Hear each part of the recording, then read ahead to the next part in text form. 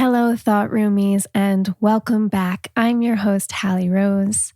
I'm so glad that you're back here with me this week, and if you're new, welcome. I have been going through a lot lately, and if you follow me on social media or you get my newsletter, then you've probably been pretty privy to my process because I really love to share it with you. And as a result of what I've been experiencing, I really felt called to be doing a lot more writing as I sort of chronicle and understand the process of understanding and being with this pain that I feel that's coming up. And even last night, I was on the beach and I was having a little ceremony for myself and deeply meditating. And I had a recognition that in moving through all the emotional density I've been feeling lately, I'd really been isolating in the pain. And I sort of was taking this mindset of my pain, nobody understands my pain. I feel so alone in my pain. And last night, I decided to make this important reframe, which was, it's not my pain. It's the pain. It's just the pain. It's the pain that exists as a side effect of being alive. And in this human experience, we can dive into a variety of different emotions and complex feelings. And I think the trick is really just to allow ourselves to embody those felt experiences without attaching to them. So by choosing to tell myself, oh, this is just the pain. This is the pain. The pain is here. The pain is here to visit, just like any other temporary experience. It really brought that outside of me enough to get a break from it and to get a break from the incessant thoughts and the anxiety around the pain. And see, this is what we do. And this is how we get caught is we have a feeling or we have an experience, but then beyond that, we attach things to it and we feed it with more thoughts that give it more meaning, that anchor it deeper into our own personality and into our own ego. And that's when we can find ourselves absolutely floundering around in whatever our given experience is. So all that is to say, I've been doing a lot of writing, a lot of processing. My newsletters have been extra juicy lately, and my readers have been getting that all first as I experience the waves of raw emotion. And I've been sharing how I've been processing that. I've been sharing playlists I've been listening to. I've been sharing journaling prompts and all about my ceremonies and my water fasting and my crying and my poetry. And so if you want to get more of a glimpse into my secret inner realms, you can join my little community of love letter recipients by going to thoughtroompodcast.com/newsletter and punching in your details there. And I also announce most of my news first there too. So things that I'm working on, creative projects, meditations, all of that usually gets dropped in the newsletter first. And I just announced to my newsletter recipients that I am opening up finally a small number of one-on-one coaching spots. I kind of hate the word coaching or the term coaching. It kind of makes me cringe a little bit, to be honest. It feels like everybody is a coach, but we all know what that means. So it's a term I use, but essentially I'm really interested as I take time to kind of write this book to work with a small number of people who really want to take a deep dive into their own powerfully life-transforming experience. And this opportunity is really for people who have already begun on their journey of self-healing and they're wanting to do deeper work. They're wanting to become illuminated to patterns that are holding them back and really bravely look at anything that's keeping them stuck from becoming the ultimate expression of their divine creative light. And it's for people who want to manifest powerful abundance in their life and experience juicy, clear, deeply enriched relationships. So If you are interested in that, you can find more information on my website, hallierose.com. That's HALLIEROSE.com. And you can get in touch with me there, or you can just send me a DM on Instagram at Hallie_Rosebud, and I'll give you a call. You can tell me what's going on for you lately, and we'll see if it makes sense for the two of us to traverse the depths and create a life-transforming experience for you. So, to move on to what our episode is this week, I had the most incredible person on. His name is Jonathan Glazer, and many of you might know who he is because he is one of the co-founders of the Thank You Plant Medicine movement. Thank You Plant Medicine is a global grassroots movement to raise awareness about plant medicines, entheogens, and psychedelics. So on February 20th of this year, 2020, Thank You Plant Medicine invited the world to come out publicly with their stories of healing using plant medicine, and they invited people to use the hashtag Thank You Plant Medicine on social media. So on that day, on February 20th, which was actually just about a week before this actual interview was conducted, the internet was just flooded with art and music and poetry and stories and photos of people talking about their plant medicine experiences. So I had the beautiful opportunity of meeting up with Jonathan on my last day in Costa Rica, and the synchronicities just aligned for us to be able to do this quick interview in my hotel room right before I headed to the airport. And so Jonathan is incredibly wise and has such an inspiring mission. And without further ado, please join me for this incredible story and message with Jonathan Glazer. Let's step into the thought room.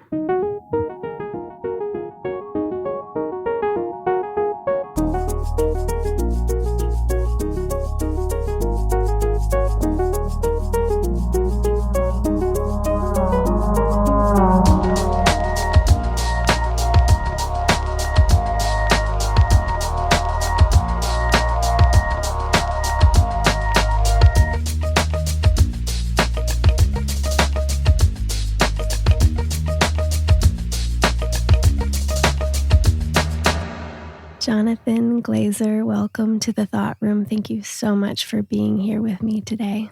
Thank you so much for having me, Hallie. So we're currently in Dominical in Costa Rica, and I was at Envision Festival this week, and I can't tell you how many people have mentioned you to me and said, you've got to meet Jonathan, you've got to meet my friend who runs Thank You Plant Medicine. And of course, we just had Thank You Plant Medicine Day on February 20th. Is that correct? Yeah, that's correct. Yeah. And actually, last week, I recorded an intro on this podcast that said to my listeners, if there's somebody that you feel I need to connect with, please reach out. And interestingly, I had one of my listeners say, I just messaged this guy from Thank You Plant Medicine. I really think you should meet him. And on that very same day, I had a mutual friend of ours, Kayla, say, listen, I really think you should meet my friend Jonathan. So I took that as a sign from the universe that we should sit down. And I'm so glad on my last day in Costa Rica, we were able to connect. So thank you again for being here. Thank you for having me and opening up the doors. So you've actually been living in Costa Rica for some time. Is that correct? Yeah, since 2003. So for quite a while. Okay. And where are you from originally? I was born in Israel. Okay. Wow. Yeah, I'm a descendant of a Danish mother and a Ukrainian Polish father. And how on earth did you end up here in Costa Rica? The stories are always it's always interesting why and how. I don't really know. Yeah. That's the truth about it. I relate. But I love it. Yeah. So I know I love it. I know I like to be in nature here. Mm-hmm. It's so powerful to live here. Mm-hmm. So I thank myself for bringing myself here. Yeah. Yeah. That is one thing that I really learned from living here for the last 3 months was the jungle energy. It's just so special, and all the wildlife. And I feel like in North America, birds come out at certain times of day and then it's kind of done. And here, I notice the birds have their own, it's like a consistent track of birds in the background. And there are different birds at different times of day. And it could be 3 a.m. and there's a certain bird that loves to come out at that time. And it has a super unique sort of lilt to its song. And it's just such a magical place. I really fell in love with it here. And you add on that the creepy crawlers, the bugs, and the flies that are helping out the orchestra, always in the background. Yes. And then the wind and the rain and the clouds and all the connection of all these elements to produce an amazing symphony all day long. Yeah. Actually, this is a great segue into plant medicine because I think about the soundscape of Costa Rica and my plant medicine experiences here and being in the Maloca and having such heightened sensitivity to the soundscape. And suddenly, there's that sensation, for lack of a better word or way of describing it, it's almost like you're seeing the music of the animals, of the wildlife, of the insects in this orchestra, in this symphony, and it's an incredible experience. Yeah, it massages our brain and can be very relaxing. It's true. I mean, if you think about it, people record that stuff and we use it to fall asleep, right? So that makes a lot of sense to me. So getting to what you're working on now, the Thank You Plant Medicine movement, I'd love to hear, before we actually dive into that, why plant medicine for you? And maybe if you want to share a little bit about your journey before that, be it what you studied or what your interests were earlier on in life, and kind of how you decided or how it was revealed to you that this was something that you needed to be a part of. Mm-hmm.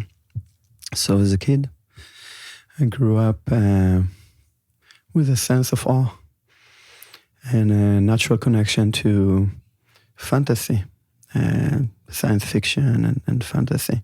I actually used to escape class in order to go to the library and dive into Tolkien or Asimov. And it was my most pleasurable times in school was hiding in the library and diving into these amazing worlds. And as I grew up, I sought spiritual practices because I had this inner voice telling me that there are things that are beyond our eyes, and I was curious about it. So over the years, I developed a yoga practice, meditation practice on my own. And about 15 years ago, I encountered a man that took me on as a student, and he teaches a Tibetan healing meditation practice from a very specific monastery that was part of Tibet, now part of Nepal. So that was my spiritual practice over the years, and I learned to go inside myself and have these spiritual experiences through meditation. At the same time, my interest in neuroscience grew, in psychology. Through my experience, I wanted to understand it better, and what happens to my brain, what happens to my body, what happens to my inner chemistry, and how it affects me. And I've had some really stunning experiences through the meditation practice. And at a certain point in time, I started taking students and teaching one-on-one. So the practice we do is one-on-one. It doesn't, we don't teach in groups. And one of my students that I took on felt he's not advancing fast enough. He had an idea that within a very short time, through meditation, he can reach a very deep level of his own reality or a deep level of meditation. However, everybody's different and everybody's unique. And some people, it can take them 10 years. Some people, it can take them 5 years. It's a very individual progress. And after half a year, he felt he's not getting what he wants. So I suggested, hey, I talk to people that do entheogenic plants, specifically ayahuasca. They describe somewhat similar experiences. I'll be willing to go with you and share with you the space and see if that works for you.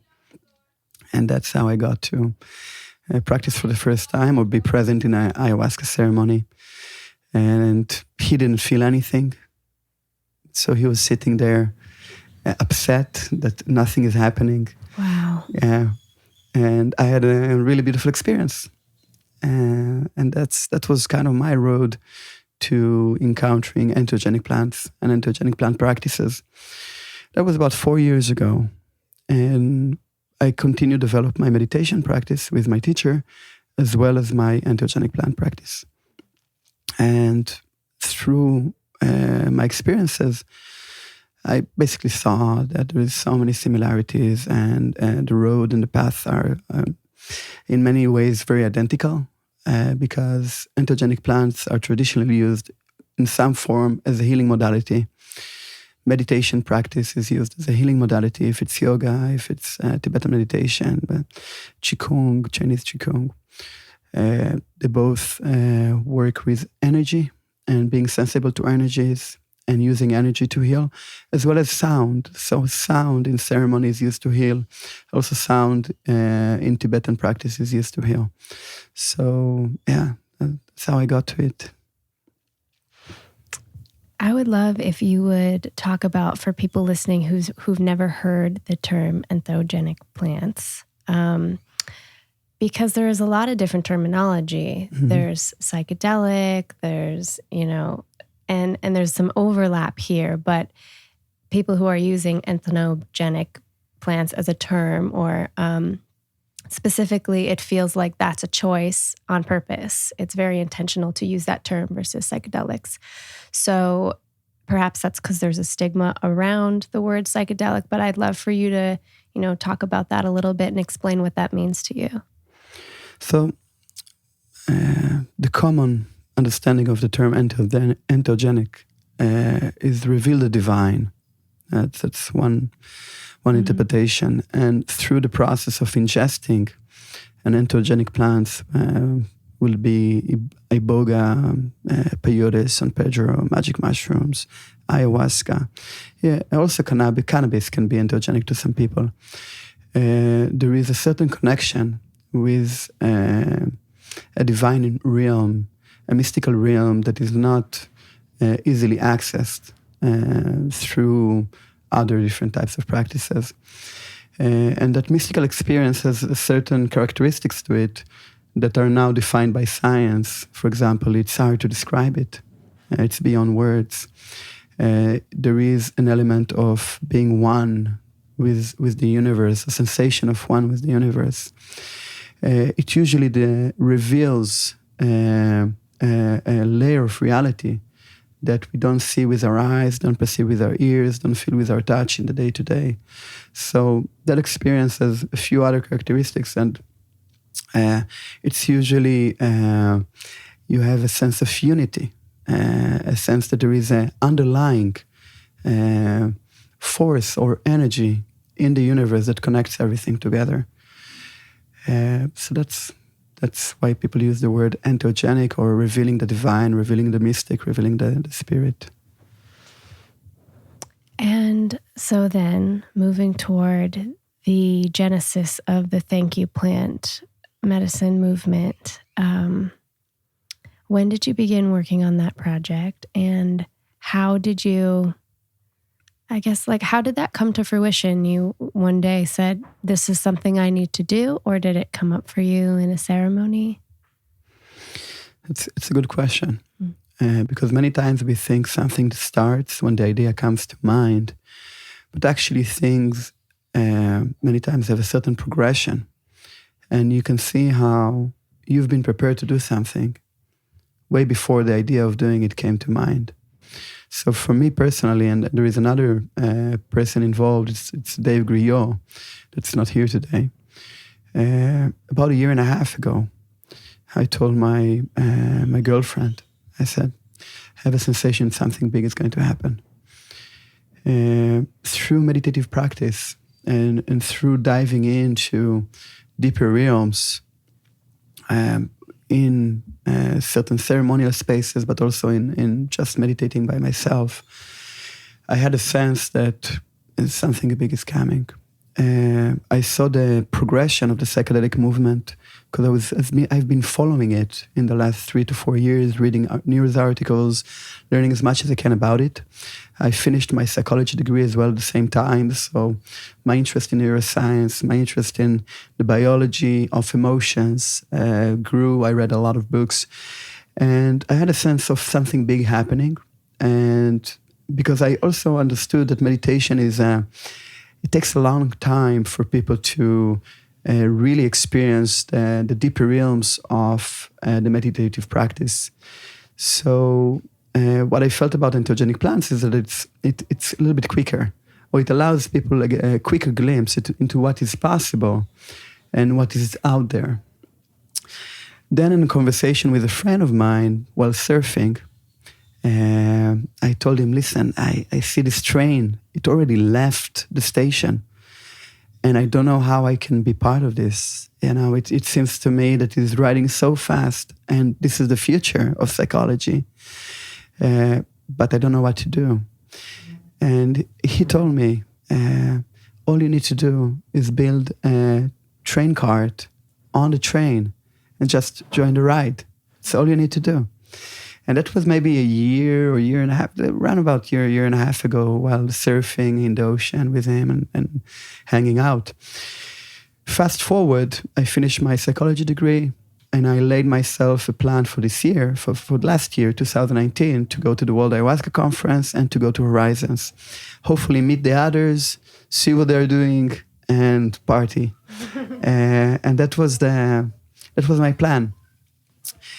Between that and the World Ayahuasca Conference, I strengthened my relationship with Dave, my co-founder, co-organizer, and I invited him to come with me to an ayahuasca ceremony and later on to the World Ayahuasca Conference. And when we got there, you suddenly see people from 42 countries, so all over the world, all colors, all genders, all types, all backgrounds, most of them very highly professional. So you have psychiatrists, psychologists, neuroscientists, very good, musicians, artists, visual artists, humanistic people that are dedicated to humanistic causes, and it was such a melting pot of highly trained individuals coming together to learn and talk about ayahuasca, which is illegal in most parts of the world, but they talked about it openly. And we did workshops related to the different practices. I, for example, participated in the safety and harm reduction workshop with 20 other individuals that have 20, 30, 40 years of experience working with entheogenic plants. Highly informative.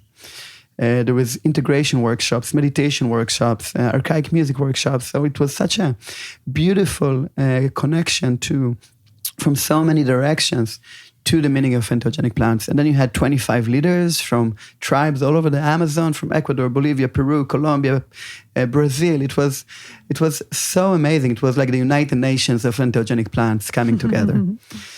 And I was so stressed out because I knew I had 3 days of conference to, get the gist out of it. So the first day I was so stressed out, I didn't get anything out of it. Second day, I just let go. And the third day, Dave came up with the idea at the last hour, talking to Rick Dublin. And immediately when he came up with the idea, it's like a software that penetrates your mind. You see, ideas and conversations are like little softwares of sound that penetrate your mind and they can start running inside your being, right? And the moment I heard the idea and we discussed it for a very short time, we knew it's going to be big. We knew it's a solution to a problem that exists and that can usher in a new era where entheogenic plants and psychedelics are cherished. And it's not that it hasn't been done before. It has been done before in different locations, but it hasn't been done on a global scale. And we felt, because of the international sensation in the World Ayahuasca Conference, that there is a global community. Let's unite. Let's work together. And that's what we done. Incredible. Incredible. It was really exciting for me to watch all of the stories happening on what you deemed Thank You Plant Medicine Day, which was February 20th, like we said. And the idea behind that, correct me if I'm wrong, was people coming forward who had experienced plant medicine, kind of going public with their experience. Is that correct? Yeah.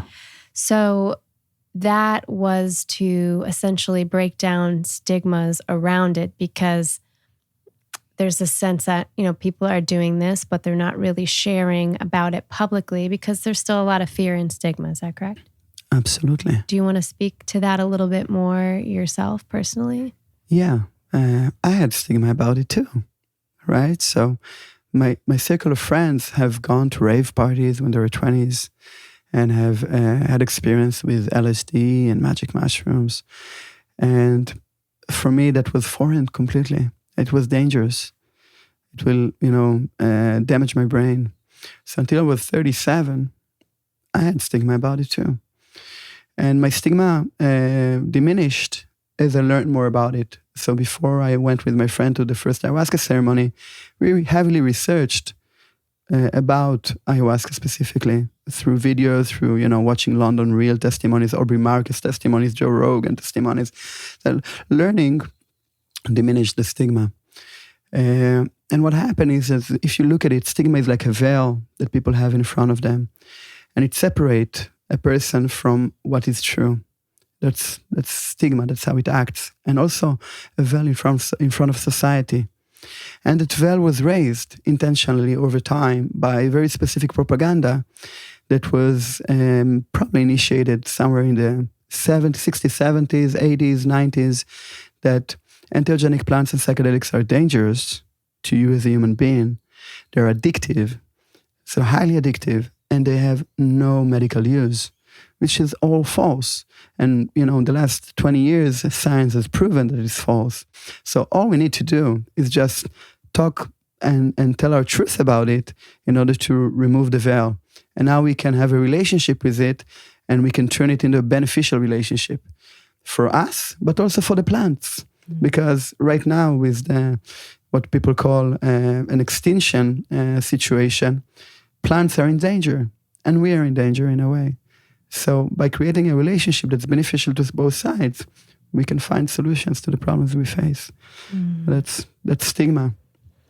I've definitely had my own experiences with feeling the fear of that and the stigma, even in the genesis of this podcast, thinking, well, I could just tell some of my truths. Maybe I could just interview people who have done plant medicine themselves, but I don't have to talk about my personal experience, because I thought, my elementary teachers might listen to this podcast, or, of course, your parents, everything. And it was hilarious, actually. Anyone who's listened to this podcast probably is a little bit aware that I never really directly talked about my plant medicine experiences until maybe episode 12 or something like that. And one of my friends he got on the podcast and he said, yeah, do you know that your stories about ayahuasca really inspired me? And I thought, okay, well, it's out now. This is my invitation to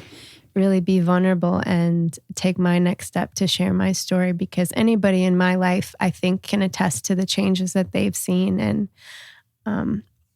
that's not something I want to hide. I feel happy and proud of the incredibly difficult work that this has been. And I think it's interesting and quite true to hear you say that these substances are not addictive. I'm giggling inside thinking about anyone being addicted to ayahuasca, because if you've ever experienced the intensity of that, it's not something you're really super maybe excited to keep doing again and again and again. Not in that way anyhow. So yes, thank you. Thank you for sharing that and highlighting that piece. So I want to ask you about how you feel the initial campaign went with with the actual day itself. You had the support of some pretty heavy hitters. We were talking about that before. If you want to mention some of those people that were in support of you, and then maybe what you're gearing toward next. Mm-hmm. So we created a very unique panel that came together just like our meeting now by calling and inviting. And the panel came together just in the last hours, in the last days before the actual coming out day event. Remember, this is a grassroots movement with no capital behind it. Everything was on shoestring. And somehow we were able to bring Ecuadorian that leads his tribe. It's called the Sapar tribe. They're a tribe of curanderos, of healers, lineage after lineage for hundreds of years. And it's a tribe of 570 people. So it's a tiny tribe that lives inside the Amazon and did not have much contact with Western civilization. His name was Manari. So Manari came together with Atossa Soltani, who is the head of Amazon Watch. He's an activist and a human rights fighter for the last 30 years, and also conservation. And then Joe Tafur, who founded New Way Rao, is a doctor and right now runs epigenetics and psychedelic research. Then we had Belinda Ariacho, who is what you call Dine or Zuni, or Western would call it Navajo healer. A lady that combines amazingly corporate knowledge and business orientation. She sits on the utility company for Native Americans, I think, in her area in Arizona, as well as a medicine woman. So she combines tradition and Western knowledge. And then in the last few days before the panel, I got a confirmation that Paul Stamets is going to be and wants to join, and Pam. So we really at the last minute created a very high energy, high capacity, high knowledge people. They're like people that have been working 30, 40 years on to get to where they are, and so that in itself created a very high energy on social media, a lot of credibility and respect for what we could do in such a short time. And then, bringing eye seers from Barcelona doing an event, Lamps, Aware Project, and plant teachers in LA, the San Francisco Psychedelic Society organizing in San Francisco, Time Integration organizing online events, Lynn Marie from plantmedicine.org organizing Instagram events, the Danish Psychedelic Society, the Belgium team. It's 28 events, India, Israel, Tel Aviv. It was such an amazing growth in a very fast way in the last few weeks before the coming out day event. And then just to be witness to the amount of stories flowing into the Facebook groups, into the Facebook pages of Santo Daime and Alex Polari doing a beautiful 2-minute video about what plant medicine means to them as a sacrament. So the flow of energy and the joy that was created and the gratitude that was created was overwhelming and beautiful. And it was an example of what can be done, that we can unite together and we can work together to forward the cause. And we're very powerful. So that's what it was for me, the coming out day. But it also showed us that now we can work together. So let's do things together. Let's unite forces. And what came, we didn't really know what we're going to do afterwards. And we felt that every time we raised the subject, there is so many different opinions about it. So it created divisions a little bit. So we said, okay, after coming out day, let's succeed with this. Let's get this done. And then let's think bigger. Let's think wider. Let's think longer. And during Envision, actually, and Envision is a very special festival. It's special for many ways, and I'll go into that in a little while. But during Envision, what came up, and this is still fresh idea, is that we can create a decentralized, loosely connected, but shared resources healing collective, a collective of organizations and individuals around the world that share a certain database of information, of knowledge, of capacities, of resources to forward the cause on different dimensions and levels around the world, from a place of gratitude, from a place of science, from a place of safety and harm reduction, from a place of responsibility, but also in a way that we can help each other further the cause. So the Cream California is coming up. Help them out. Let's support the Cream California.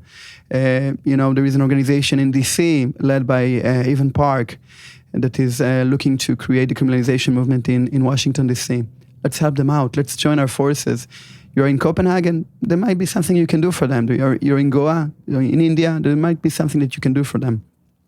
It's the power of the people to unite. And another thing that was very powerful is that the movement allowed everybody to participate however they felt comfortable with.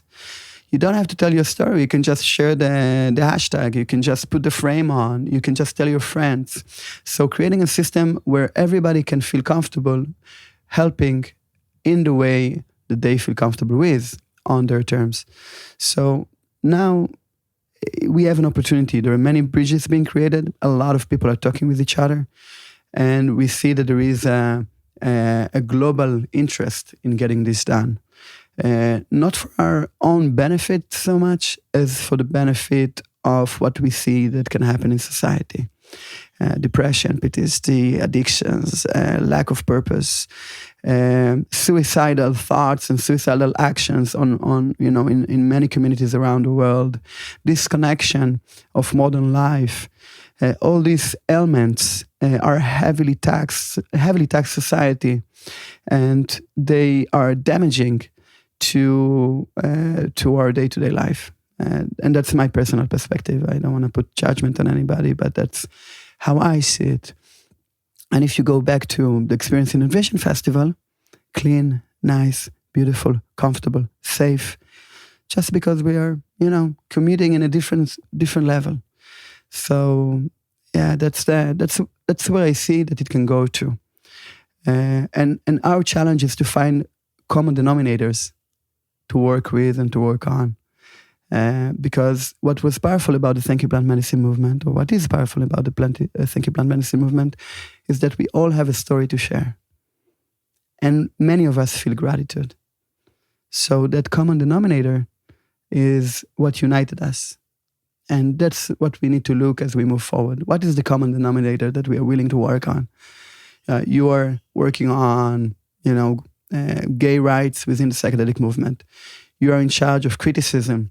You are in charge of working with entrepreneurs. You want to work with people that have PTSD and sexual abuse. So everybody have different arenas that they are working on, but we all have some common denominators. And finding those common denominators, it's what's going to unite us as we move forward. It's beautiful. I feel like what you're tapping into is the power of story and the power of human connection. And personally, it's much easier to connect with any topic when I hear somebody's story about it.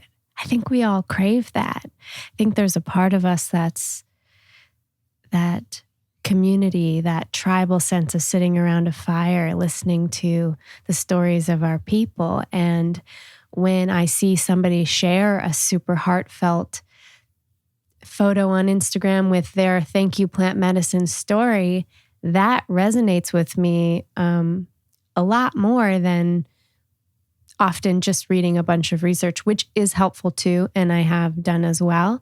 But I think for a lot of people, this is bridging the gap. This is bridging the gap, for sure. Yeah, also realizing that we are all different, right? And the fact that we are different, we have different ways to relate to information. And that's why when somebody comes with a song, or somebody comes with a poetry piece, or somebody comes with a painting, that information will be available to someone with the inclination to relate to the song or to poetry or to the painting. So there are many ways to tell the stories. And it was also so beautiful in the movement. People really took the liberty to create and to communicate in their own terms and how they felt good about it. So you're very much operating within this sphere, and we've talked about a lot of the beautiful things about plant medicine, and I'm curious if there are other elements that you'd like to bring into this conversation, be it discretion or discernment around plant medicine or any of these other aspects that are important to underscore. Yeah, I would say that for the naive listener, for those that have not had the experience yet or have not, but are interested or curious about it, I would call you to inform yourself as much as you can. There's so many resources for you to learn about it, and so many videos and YouTubes and websites that are dedicated to give you the information you need in order to make the right choices for yourself. So I think that's important to acknowledge. Can you recommend specifically any that you find super credible if someone's just getting started and they're overwhelmed with the information, they're not sure where to go? iCeers.org. It's an organization out of Spain that has been dedicating the last 10 years to informing the public about the benefits, the risks involved in entheogenic plants, specifically ayahuasca and iboga.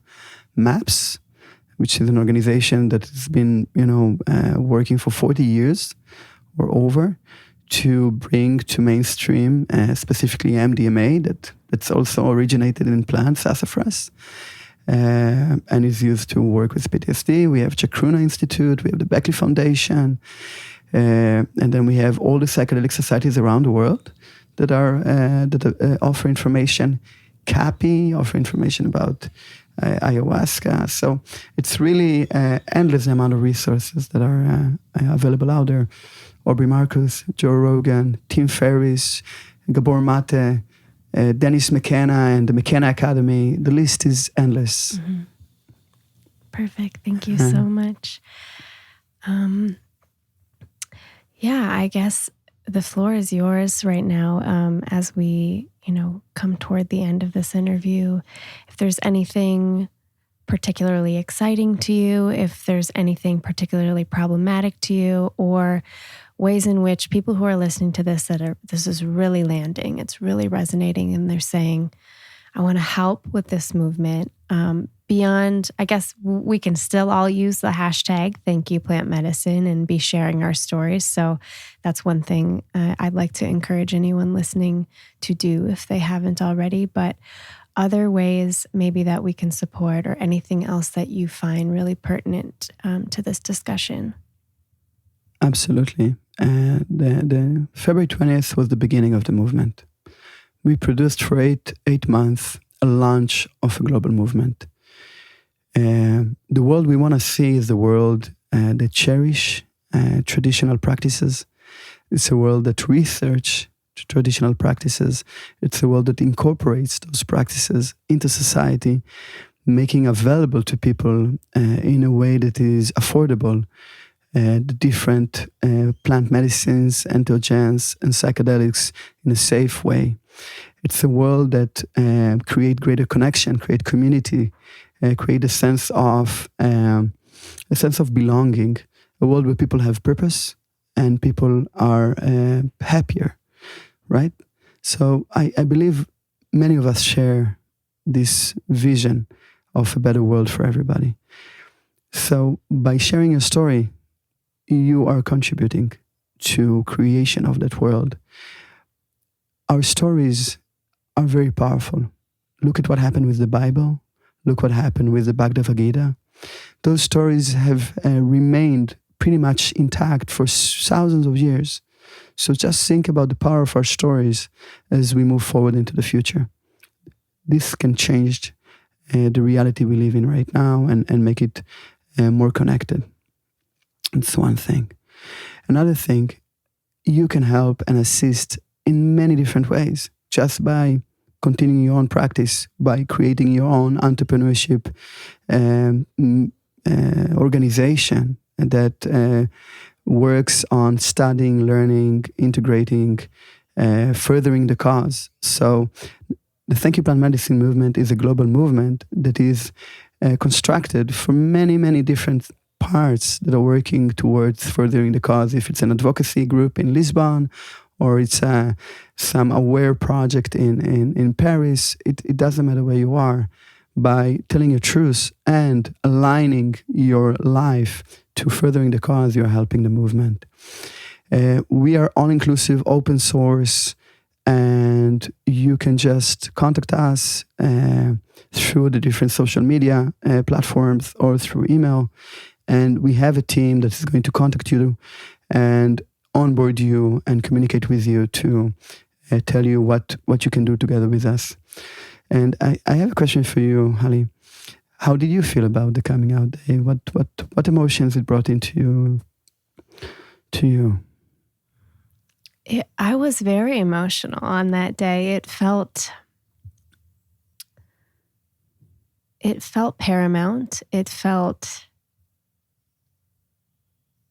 almost like a day where you're celebrating an elected leader that you voted for, that just got voted in. It was just like that.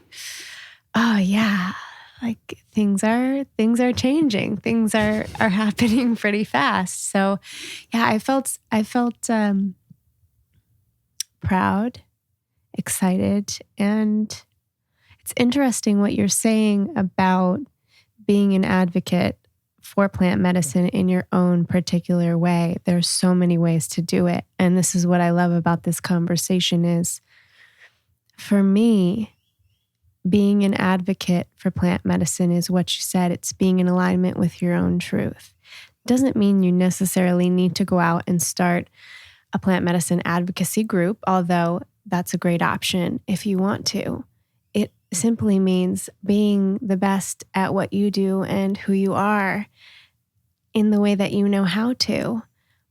And this is one thing that plant medicine is teaching me, is to heighten my sensitivity to my truth. And with each breath, to be making decisions, to be speaking words that are in alignment, that land. I used the term the other day with somebody. I said, it's like finding your energetic G-spot. When your heart's so open and you're acting from a place that feels authentically you.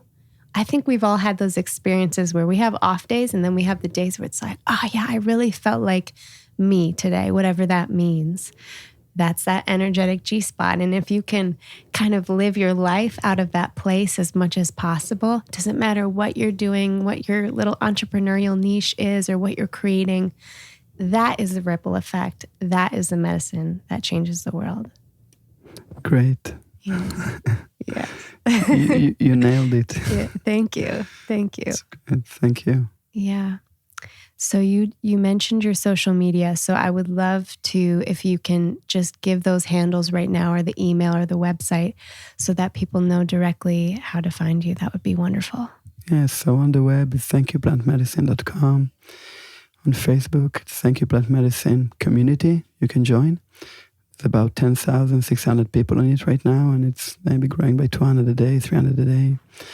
On Instagram, Thank You Plant Medicine. On Twitter, on Reddit. So whatever platform you feel comfortable with. Our email is volunteer@thankyouplantmedicine.com. And we also have an online form. You can sign up. On the website, there is a pledge. Sign the pledge, watch the movie, and get involved. If we all get involved, we can really help usher a new era where, we all will benefit from. So you are welcome. All are welcome here. Thank you so much, Jonathan. Thank you for being here with me today. It has been an absolute pleasure to have you on. Thank you. Great honor, Hallie.